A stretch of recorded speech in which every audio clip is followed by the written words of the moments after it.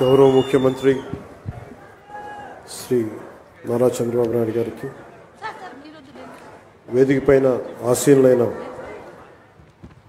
మంత్రివర్గ సహచరులకి, ఉన్నతాధికారులందరికీ, ఇక్కడికి విచ్చేసిన విశిష్ట అతిథులందరికీ పేరు పేరున నా హృదయపూర్వక నమస్కారం. ఈ పర్యావరణ దినోత్సవం రోజున ఏం చెప్పాలి, ఏం మాట్లాడాలి అని అనుకుంటే నాకు కొమిర అంకారావు గారికి ఉన్నంత అర్హత నాకు లేదనిపించింది. అంటే ఒక 14 ఏళ్ల వయసులో ఒక పక్షి చనిపోతే ప్లాస్టిక్ వ్యర్థాలు తిని దానికోసం ఎవరైనా సరే ఒక 3 దశాబ్దాలు కృషి చేస్తారా? 14 ఏళ్ల వయసులో ఎవరైనా ఏం ఆలోచిస్తారు? ఆడుతా పాడుతూ తిరుగుదామని, అటు ఇటు తిరుగుదాం అనుకుంటారు. కానీ పర్యావరణం గురించి ఆలోచించే స్థాయిలో ఉన్నారు అంటే ముందుగా కొమిర అంకారావు గారిని ఈ కార్యక్రమానికి విశిష్ట అతిథిగా పిలిచినందుకు మనస్ఫూర్తిగా అధికారులకి, వారిని ఇక్కడ రావడానికి స్ఫూర్తి కలిగజేసిన శ్రీ నారా చంద్రబాబు నాయుడు గారికి మనస్ఫూర్తిగా నా కృతజ్ఞతలు తెలియజేసుకున్నాను. ఒకసారి ఒక వ్యక్తి చాలా చిన్నగా ఉంటుంది, మనం ఏం చేయగలం అనుకుంటాం. నాకు ఆయన్ని గురించి చదువుతూ ఉంటే ఒక నల్లమల పరిరక్షణ కోసం ఆయన పడ్డ తపన, గత కొన్ని సంవత్సరాలుగా ఆయన కొన్ని దశాబ్దాలు 3 దశాబ్దాలుగా ఆయన చేస్తున్న కృషి చాలా ఇన్స్పిరేషన్ అనిపించింది. ఈ కార్యక్రమానికి దీనికి మాట్లాడాల్సిన మరింత అర్హత, బలమైన అర్హత గౌరవ ముఖ్యమంత్రి నారా చంద్రబాబు నాయుడు గారికి ఉంది.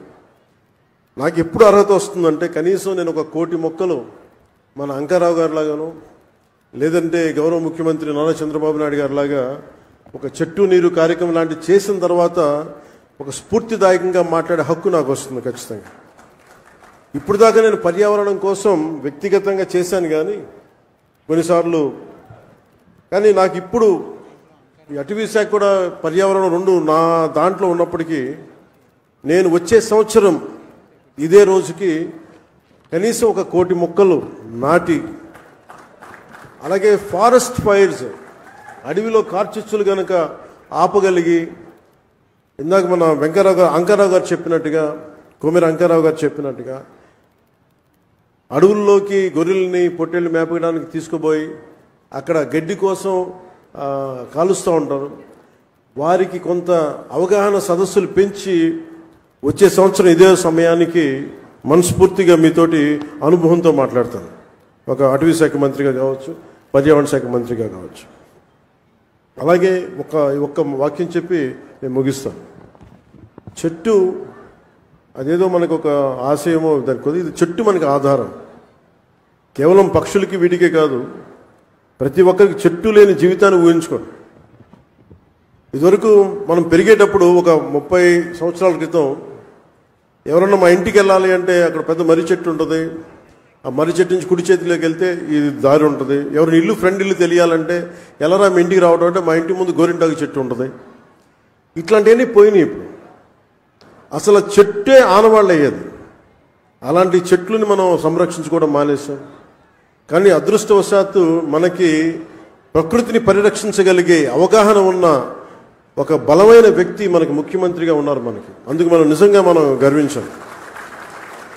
ఈరోజు మా అందరికీ కూడా ఆయన ఇచ్చిన టార్గెట్స్, ప్రతి చోట 33% ఉండాలి ఫారెస్ట్ కవర్ అంటే, మా అందరికి ఇచ్చిన టార్గెట్ ఒక 50% ఆంధ్రప్రదేశ్లో ఉండాలి. ఆంధ్రప్రదేశ్ తలమానికంగా ఉండాలి ఈ పర్యావరణానికి సంబంధించి కానీ, అటవీ సంరక్షణకు కానీ, నగర వనాలకు కానీ, చెట్లు విరివిగా పెంచడానికి కానీ, వాటిని స్ఫూర్తిగా తీసుకొని వచ్చేసారి మనస్ఫూర్తిగా కలుస్తాం తెలియజేసుకుంటూ, మీ అందరికీ మనస్ఫూర్తిగా ఈరోజు గౌరవ ముఖ్యమంత్రి గారు ఏం చెప్తారనేది మీతో పాటు నేను కూడా వినటానికి సంసిద్ధంగా ఉన్నాను.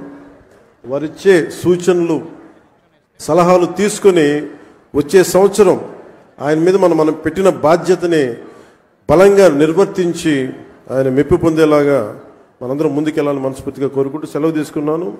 జై హింద్.